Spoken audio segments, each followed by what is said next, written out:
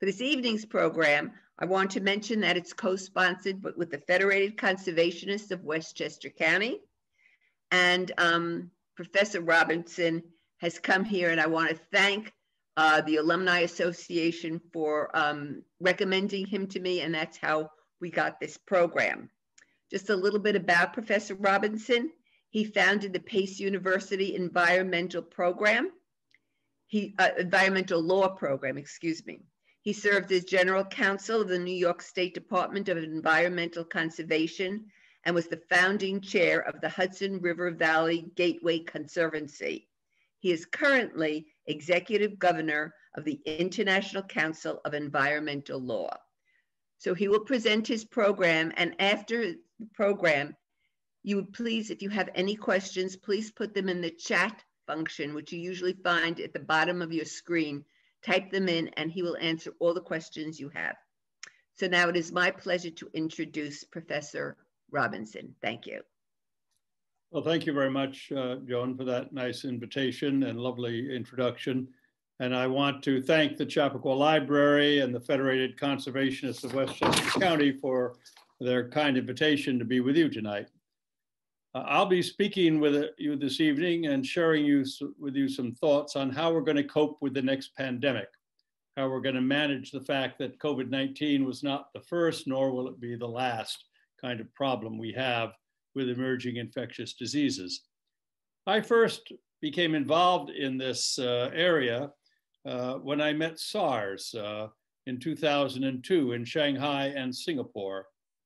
I was there to arrange an international meeting of environmental law professors in Shanghai, and they'd closed the city and closed Singapore also, where my colleagues were coming from for that meeting, because SARS had emerged.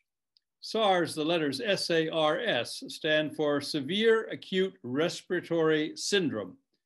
And this was an infectious disease of the lungs, the upper respiratory system, which had not been seen before. It was caused by a coronavirus. The epidemic, it was prevented from becoming a pandemic. The epidemic ran from November 2002 to July 2003. It reached 37 countries. 774 people died. There were over 8,000 cases. And the virus was traced to its host, which had been bats living in the wild. The bats infected civet mammals, a small mammal like a weasel, and then it spread to humans.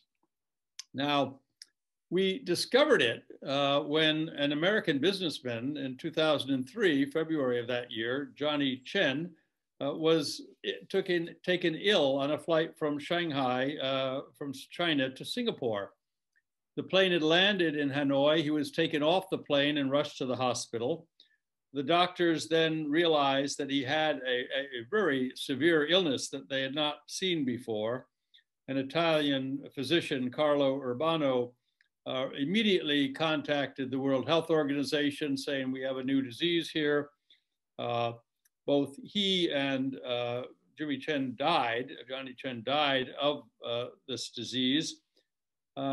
And meanwhile, the media reported that a woman returning to Vancouver from China, from Hong Kong, arrived ill, and the disease was then detected in Toronto. And Toronto became a center for SARS. A woman returning to the Philippines, to Manila from Toronto, brought the disease to the Philippines.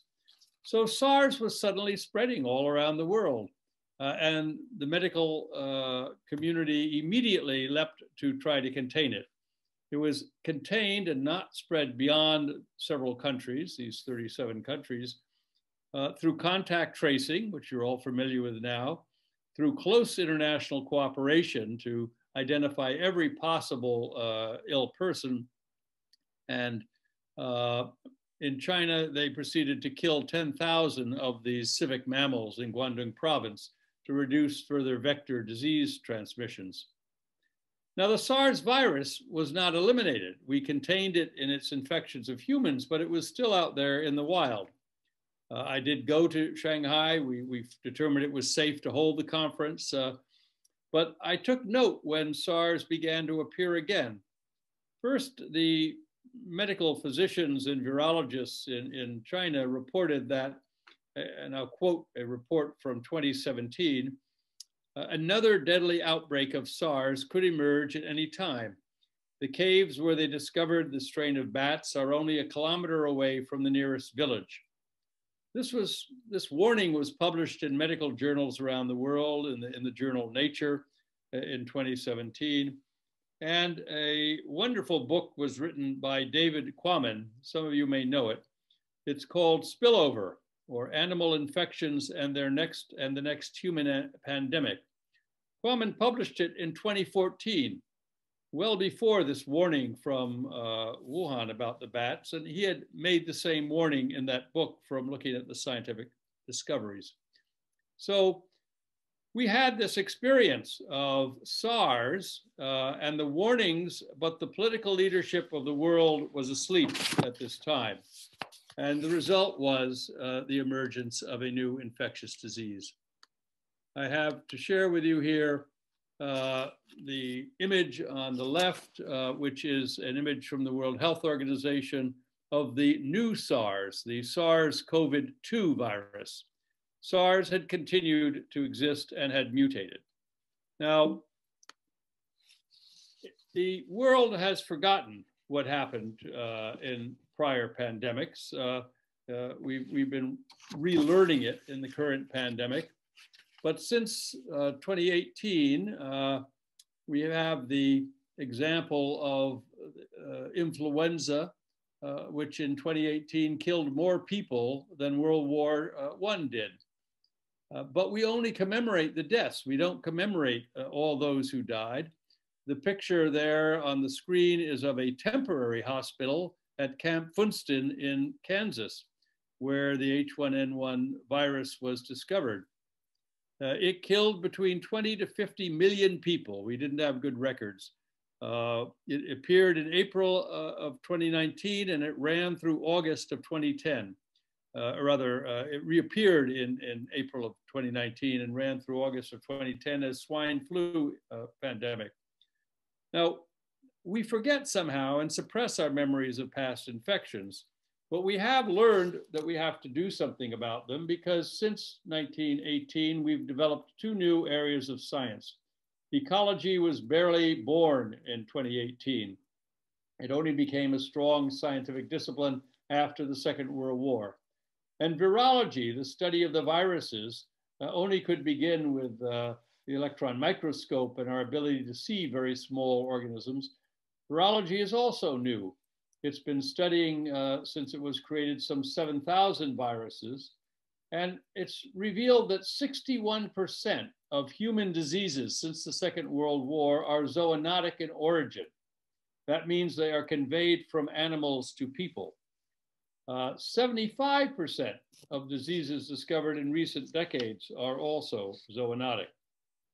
So the question becomes, and what we have to begin thinking about, is what does this discovery of viruses in nature mean about humans and our prevention of being infected, our attempts to stop being infected?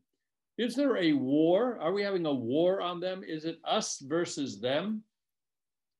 Well, we know there are three disciplines that have to come together to solve that question, answer that question, and solve the problems. One is human health.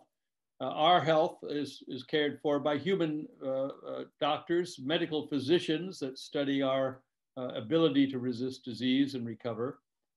Animal health is the subject addressed by veterinarians, veterinarian doctors looking at the domesticated pets and the animals in zoos and untamed animals that we care for. And then there's a third category, the wild animals that are out in nature still, in wild animal habitats. And they are the subject of the study of ecologists and conservation biologists. They're looked at in parks. And society has divided these three areas of care into separate specializations. they have tended in the last century to ignore each other, even though they have a shared identity. Zoonosis are the infectious disease, the process by which infectious diseases are shared among animals and humans and can be transmitted between them. So these are, zoonoses are pathogenic organisms like bacteria and viruses that we humans share with animals. To give you some examples, bacteria, some of these you know already very well. Tuberculosis is spread by and between animals and has been for a very long time. By bovine tuberculosis is still widespread by the bacterium Microbacterium. Another is Lyme disease, which we currently worry about here in Westchester. And Lyme disease was discovered in 1975 in Lyme, Connecticut. The bacterium was only discovered in 1981. It is today the most common vector-borne disease in the United States. By vector-borne disease, we mean it's conveyed by to humans through a vector or a transmitter. The transmitter in this case is the ticks. The ticks get the Lyme disease virus, or bacterium, I mean, from little mice and voles, and then it's conveyed to us, and we have no cure for it. You can recover from it, but there are people every year dying of the bacterium for Lyme disease. In the case of viruses, I've just described the emergence of SARS. We also know well the pandemic for HIV-1, which causes AIDS. This is still a global pandemic, although it's transmitted slowly. We have more aggressive viruses, chikungunya, which is conveyed by mosquitoes. A number of mosquitoes convey viruses as vectors. And so what we find with the study of microbiology is there's a tremendous amount of detail going into examining these zoonotic bacteria and viruses. But there's one common fact, one common reality to all of them. All zoonotic diseases show us that we humans have evolved as a species together with animals, and we humans and animals share one health. We all are part of the same natural systems. I published a piece with the veterinarian who is in charge of the Wildlife Conservation Society's programs. He cares for all the animals in the Bronx Zoo, for instance. They're under his care. And Dr. Chris Walzer and I published a piece in the Scientific American in which we pointed out that if we're going to deal with COVID-19, we're going to have to respect the fact that all life on Earth, on this planet, is connected, and that the COVID-19 outbreak reminds us of a basic fact that cannot be ignored. Human, animal, plant, and environmental health and well-being are intrinsically connected and profoundly influenced by human behavior. We take this for granted. We know it, but we take nature for granted. And so, frankly, when we presented this Scientific American piece, we found that the news media didn't find it very interesting. It was sort of a background fact. They wanted to worry about the spread of COVID-19. And the media and the political leadership wasn't ready to think about these deeper questions. But they were raised by the very first discoverer of the father of microbiology, Louis Pasteur. Louis Pasteur, living from 1822 to 1895, gave us many insights and discoveries. For instance, he invented a way to pasteurize milk and make it safe for you and me to drink and use without catching tuberculosis. So his name was assigned to this medical process, pasteurization. We pasteurize milk and it's safe for us. He also discovered the principles of vaccination, the very principles we are using to get our COVID-19 vaccines right now. And as the father of microbiology, he had studied these small microbes. He didn't have the ability to look at them as well as virologists today. But on his deathbed, he thought about all the work he'd done all his life in the study of microbes. And he said, le microbe n'est rien, le terrain est tout. This is to say in English, the microbe, it's nothing. It's a little tiny thing. You can't even really see it. But the terrain, the place it comes from, the habitat for it, where it lives in the wild, where it can reach us, that's everything. The terrain is everything. And so we have three phases of emerging pandemics. In The Lancet, a great British medical journal in 2012, these also were described as a warning to prevent further pandemics. But again, the political leadership has ignored that lesson. But they took these points and described them in The Lancet. And Louis Pasteur's first point, that animals living in healthy ecosystems are the health of pathogens, that's now confirmed. We know that there are many pathogens living in the wild, and they stay healthy in the wild. They don't affect humans. But at some point, the second phase begins, where we disrupt their natural habitat, and we cause the microbes to spill over to humans. This is what Quammen describes in his book, Spillover. Once they spread to humans, we go to the third phase, where humans can rapidly spread the infections to each other. Then it becomes an epidemic or a pandemic. Medicine and epidemiology look at phases 2 and 3. I'm talking in this lecture about phase 1. How do we keep the animals healthy in the wild so they don't spill over to us? Now, the number of diseases, emerging infectious diseases that afflict us today is growing. We have in the early histories of China and Greece and Rome, evidence that these diseases have been around humans for as long as we've chosen to record history. Smallpox was found in ancient Egypt, and it was only recently eradicated, and it's the only infection that has ever been eradicated. All other viruses and bacteria are still with us. So in the 14th century, the bubonic plague, the Black Plague, spread across the Mediterranean, across Europe and the British Isles. The Black Plague was a disastrous illness. It caused the death of 30% of everyone living in Europe and the Middle East, Mediterranean Sea area. And since 1945, you can see on the left-hand side of this chart, the number of these diseases is growing. Beyond the 1918 influenza pandemic, we have these diseases coming every decade and more each decade. So in 1975, Asian flu, Lyme disease, and Ebola were discovered. Ebola is a very dangerous viral infection. The H1N1 reinfection in 1997, Nipah, Hendra, West Nile virus, SARS that I've described before, a similar disease that appeared in Saudi Arabia called MERS because it was conveyed by camels, Zika, and now COVID-19. And the reason for this is pretty clear. If you look at the chart on the right, you see that the human population was very stable through most of the last 4,000 years of the agrarian revolution. But as the population grew, as with the Industrial Revolution, we could grow more food and we populated the earth, we began to interfere with natural areas. So that at the time of the Black Plague, there were only 440 million people on the planet.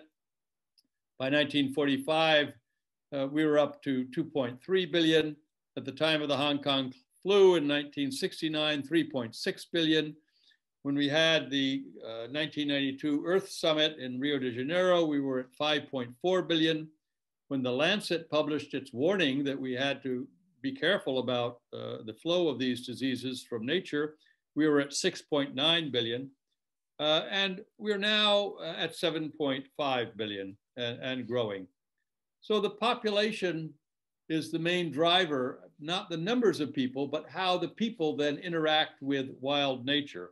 The more people, the more disruption, the more fragmentation of habitat and ecosystems, and then the more spillovers into our own lives. We suffer today because of a rapid loss of biological diversity all around the world. On the left-hand chart, you see the spike in the extinction of different species of life on the planet as we destroy the natural habitats all around the world, in North America as well as Africa and Asia and South America and so on. And so the extinction rates mean that the viruses and bacteria have fewer places to live in the wild. And yet they want to survive. They're driven by the same evolutionary processes, so they find new hosts. And the new hosts that are most common now are human beings.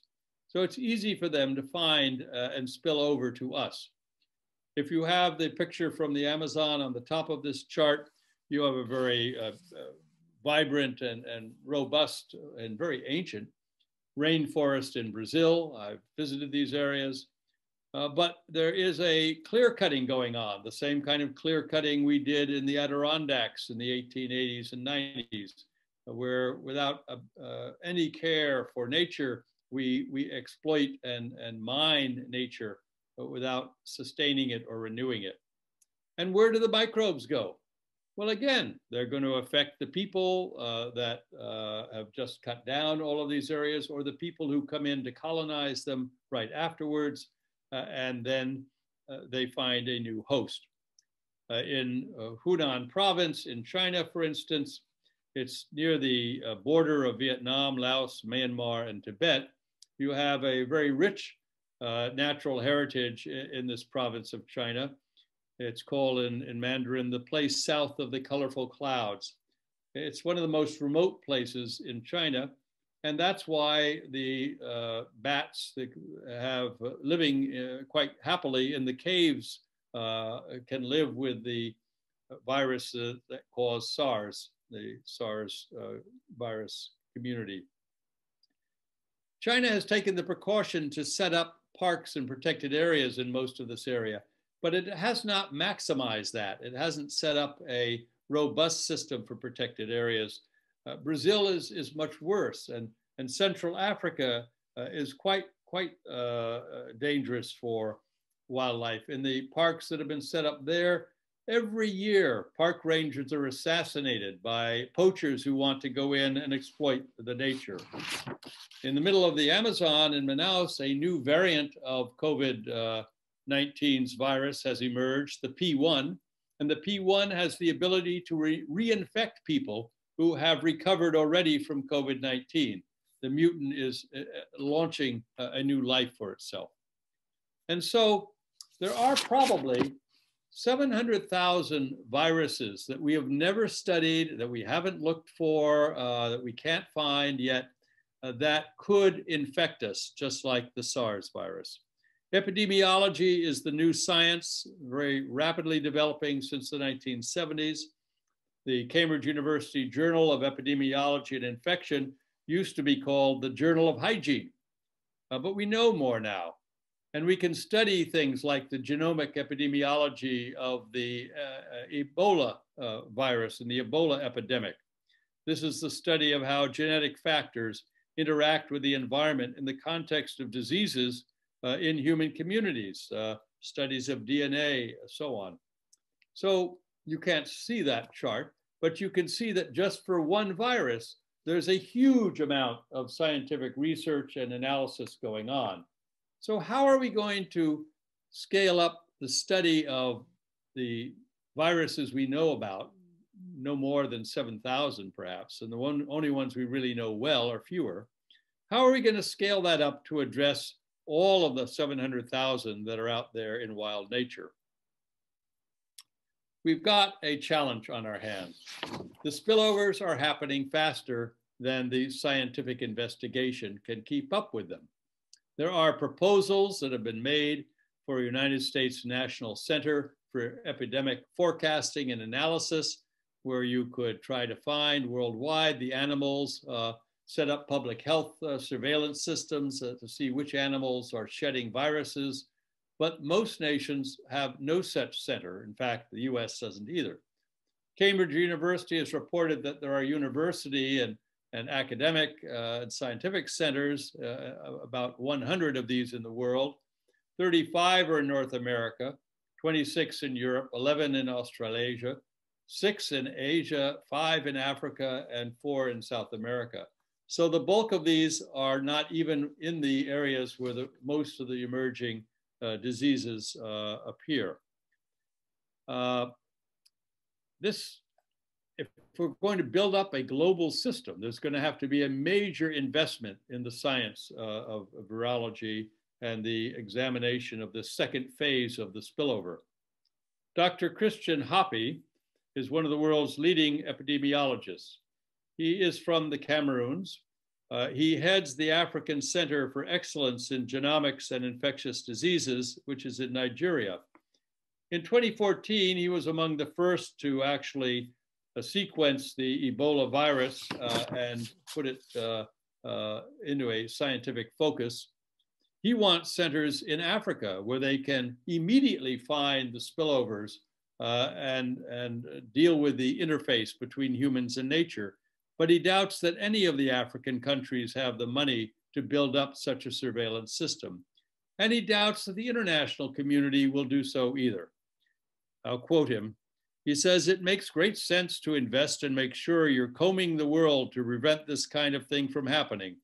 If a disease emerges from anywhere within Africa, it takes 36 hours to find itself in New York. It might take another 24 hours to Tokyo, and then the trouble starts." So if we're not going to tool up to find the spillover moments all over the world and deal with them, how are we going to keep this from happening? Well, the answer is that we humans have been changing nature for a long time. Abraham Lincoln's ambassador to Italy and the Ottoman Empire, a lawyer, an environmentalist called George Perkins Marsh, had studied how humans had changed the Middle East, the Fertile Crescent, the Hanging Gardens of Babylon were no longer there. Desertification had set in. And he wrote a book called Man and Nature, or Physical Geography as Modified by Human Action in 1864. And he described how we launched the process of spillovers and started a movement worldwide for nature conservation and the establishment of national parks and protected areas. So we now have all over the world national parks, some very huge wilderness areas. The largest in the world are actually in Russia. They're called Zapovedniki. And globally, we have set aside 17% of the terrestrial environment in parks in order to keep wild habitats healthy. But that's not enough. It hasn't been enough to stop the extinction of species and the loss of biodiversity. And it hasn't stopped the spillovers that are now increasing in number. So Dr. Edward O. Wilson from Harvard, who is the one who gave us the popularization of the concept of biodiversity, has called for stabilizing 50% of the Earth's natural areas. He doesn't say make parks, but he says keep nature healthy and let humans stay not the influence on nature, but just a cohabitant of nature. Stop us from interfering with nature, keep us away from disease vectors. And to do that, he calls to save the biodiversity of the planet and to save humans for 50% of the Earth to be conserved. President Biden on January 27th issued an executive order in which he calls for 30% of all our federal lands to be set aside as protected lands by 2030. The order says, our White House says, our forests, lakes, coasts, and oceans are a critical part of our planet's operating system.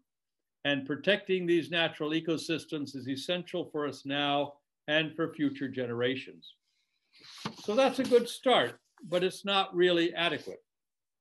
We have a problem in that we need to expand why we want to protect nature, and not just for the amenity of having parks, although during COVID-19, we certainly like to go out to our county parks and the state parks and get into wild nature a bit, getting away from our lockdown. But if we don't take care of nature in the wild, nature will come back to bite us.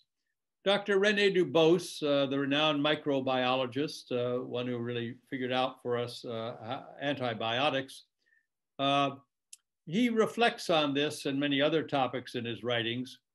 And in 1959, in a book called The Mirage of Health, he proceeded to say the following. Modern man believes that he has achieved almost complete mastery over the natural forces which molded his evolution in the past, and that he can now control his own biological and cultural destiny. But this may be an illusion. Like all other living things, he is part of an immensely complex ecological system and is bound to all its components by innumerable links. Human destiny is bound to remain a gamble because at some unpredictable time and in some unforeseeable manner, nature will strike back. Rachel Carson was much influenced by him as well as by her own writings. In her book, tremendous importance, Silent Spring in 1962, she quotes Dubos, and she says herself about us humans, in this unseen world, minute causes produce mighty effects. If you will, a little microbe can make us very ill. The balance of nature, she wrote, is not a status quo. It is fluid, ever shifting in a constant state of adjustment. Man too is part of this balance. Sometimes the balance is in his favor. Sometimes, and all too often through his own activities, it shifted to his disadvantage.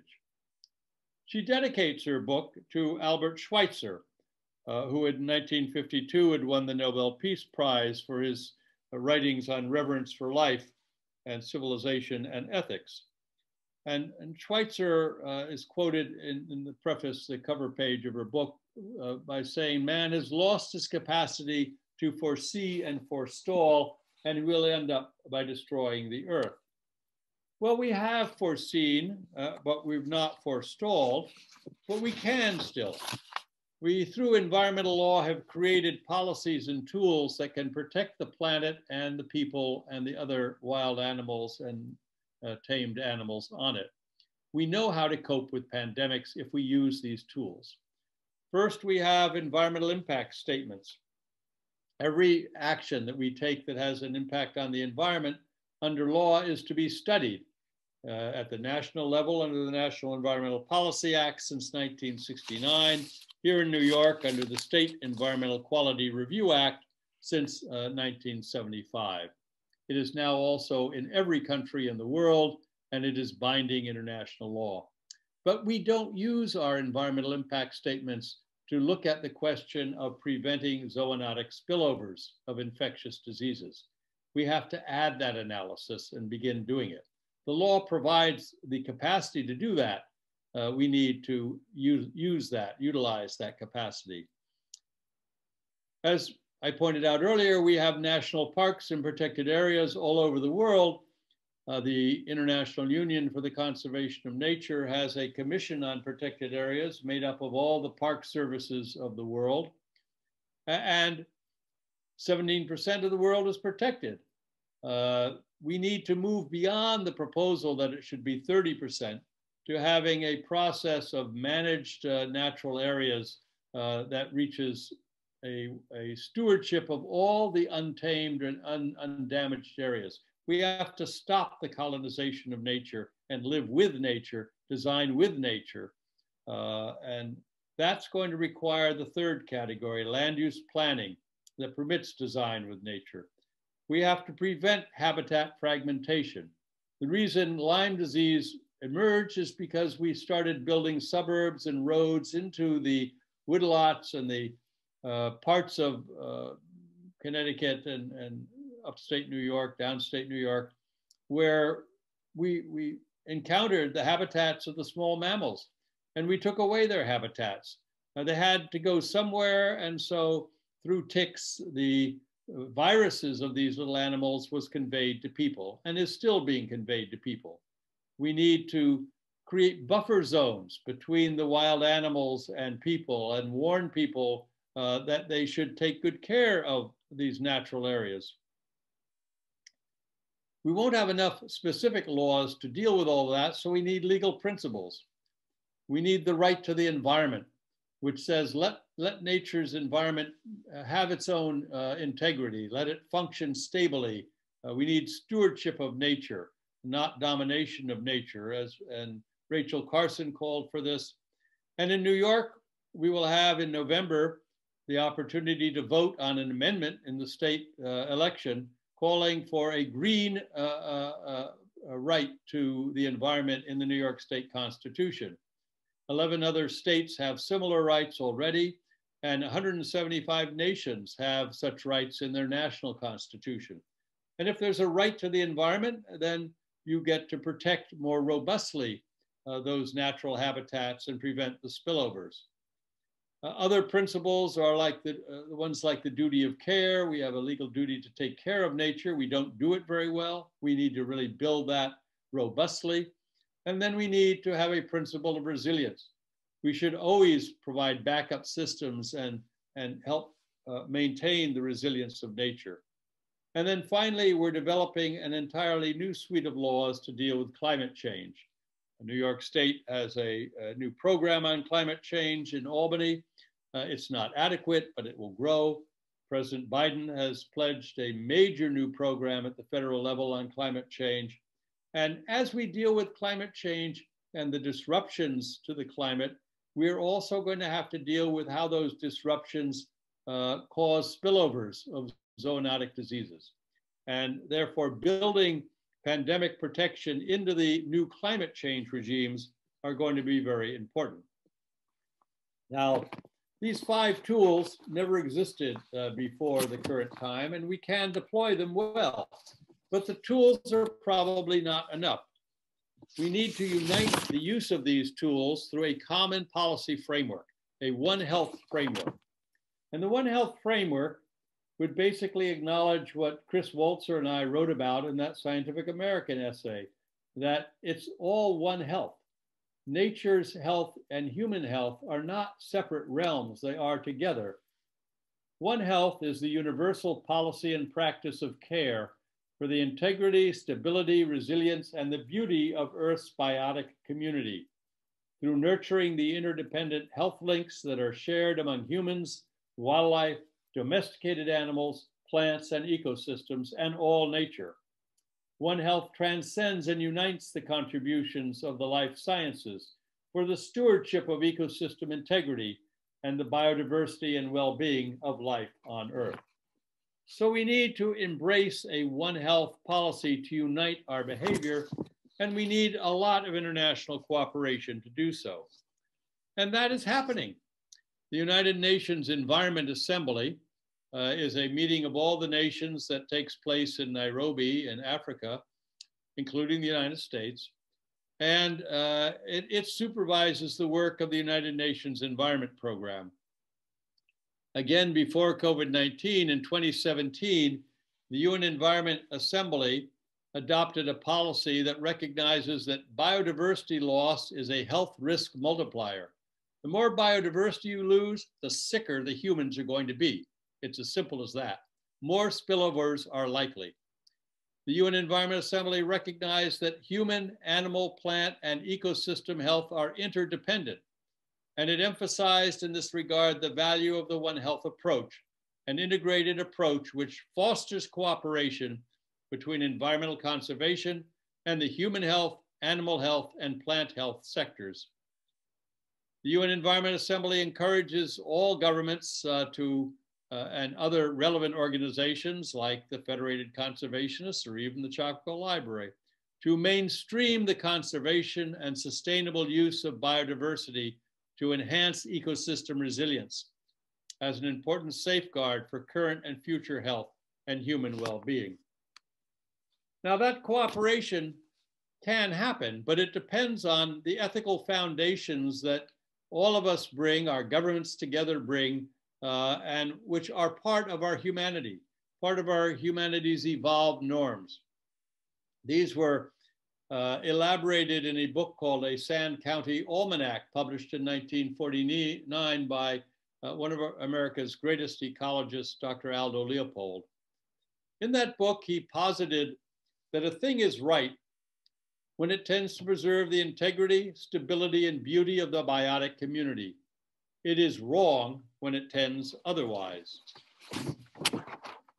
He said, and in this he channels what Pasteur, what Carson, Dubose, and other ecologists today also confirm, that if we have a One Health approach, we're going to be able to cope with COVID-19 and its mutations and prevent, if not the spillover, the contaminations of a new virus or bacteria infection from becoming a pandemic. To do that, to embrace One Health, we need to have the ethics that Leopold proposed.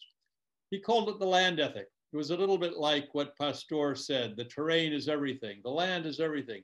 The land is the place in which all ecology exists. So the land ethic simply encourages the boundaries of this community to include soils, waters, plants, and animals, or collectively the land, what Pasteur said, le terrain.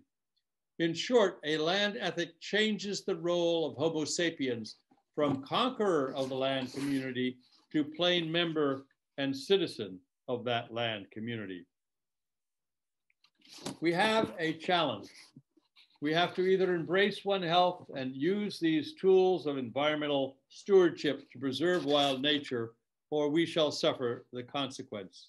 Pasteur's intuition has been confirmed, and the fate really of our children and ourselves, as we have more and more zoonotic spillovers, is going to be determined by how well we take care of the Earth's remaining wild areas. So I want to thank you all. I want you to be healthy and safe. We have a wonderful planet.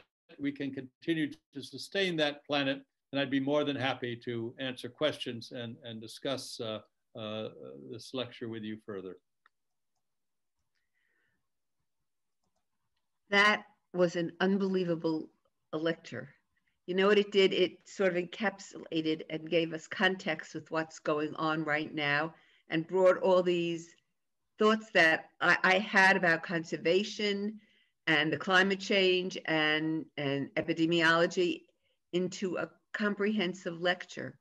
I really thank you so much for this. It's really been, it's just feels good to see this whole thing all coming together and a plan, a real concrete plan to go forward. I mean, the 5 places, the 5 laws, the tools that you talked about, we could all hope how they will become effective and work together. Personally, my own personal, it's the younger generation now who really has to step up now. I know in Federated Conservationists of Westchester County, we are now enlisting schools and colleges and having them become more active in our organizations. And of course, I encourage everybody who's listening, which there's quite a lot of you, to also step up. It's in the news every day. So I ask if anyone has any questions. I know Professor Robinson will be happy to answer them. So, okay, the first one just came up. How do you deal with corporations and big money? Well, of course, that's part of the question of ethics. Are big corporations going to live with the community of life and be supporting stewardship of nature? Many are. We've seen a big change in what corporations do. You know, Johnson & Johnson, which is just rolling out its vaccine, has had a vice president for sustainability now for 15 or 20 years. And it's been building into its corporate behavior ways to sustain the environment. Most responsible companies have something called environmental management systems, or EMS, which is an integrated process for learning how to obey all of the environmental laws. And the better companies have metrics, that is, they set sustainability objectives that are beyond what the law requires. So they're measuring how to do better, such as using less water, producing less waste. It's not enough to comply with dumping your waste. You should have no waste. And so if you start to measure ways to eliminate waste, you find out that your corporate behavior is saving money, because waste is actually a waste. It costs a lot of money to make the waste, to manage the waste, to dispose of the waste. And if you didn't have the waste in the first place, you'd have a profit, less overhead.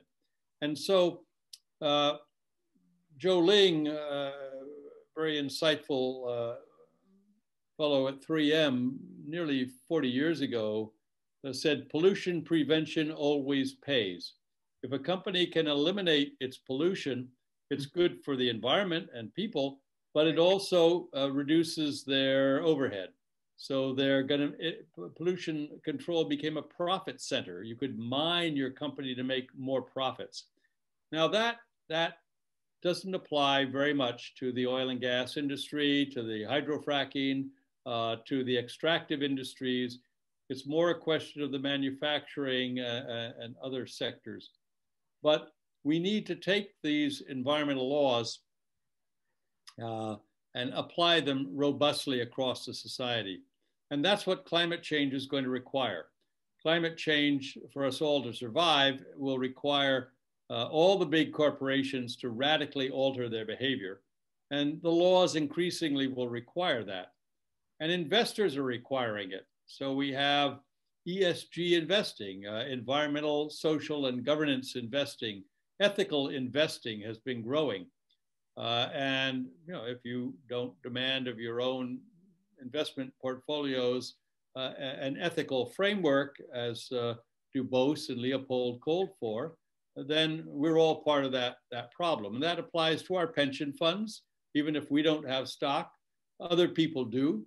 And community universities have stock. So our entire society has to begin to retool itself around the principles that I outlined: the right to the environment, the principle of resilience, and the duty of care. Right. Thank you. Another question. This year has been such a, wait, it's going to take me a second to get it all. I keep losing the question. I have it here. This year has been such a learning experience in health and in our society's ways and means of living. Hopefully it will be a lesson to guide us and become more aware. Do you see an increase in the number of students for the study of epidemiology? It seems that we will certainly need to increase research and integrate all the medical and environmental communities. Well, I can tell you what the law school sees at Pace University, the Halb Law School. We have a steady increase of students, even in this pandemic, wanting to come to law school to study environmental law. The science of epidemiology, I think, has also seen an increased interest, but I don't have those statistics. But what we do see is that there is still a segmentation between people who want to go into medicine and people who want to go into virology or epidemiology, and people who want to go into other fields like biological conservation, park management, and so on. And we don't also see that the people who do zoning, every planning board, every zoning board, should be an environmental board. It should have the care of nature as one of its primary obligations. This is actually a requirement of the State Environmental Quality Review Act in New York. But I can guarantee you, very few planning boards have nature as their first priority, and very few real estate development folk do either.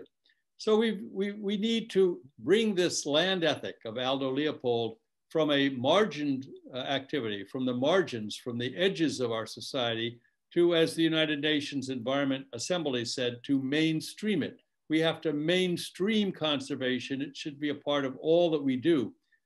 And if we don't do it, as René Dubose said, it's going to come back and hit us in the neck. Our failure to manage wild nature is going to cause more zoonotic diseases, and we will have another pandemic. It's not a question of maybe. It is a 100% guarantee that more zoonotic diseases are coming our way. They're already with us. So either we manage this well, or we learn to live through another pandemic. It's not nice.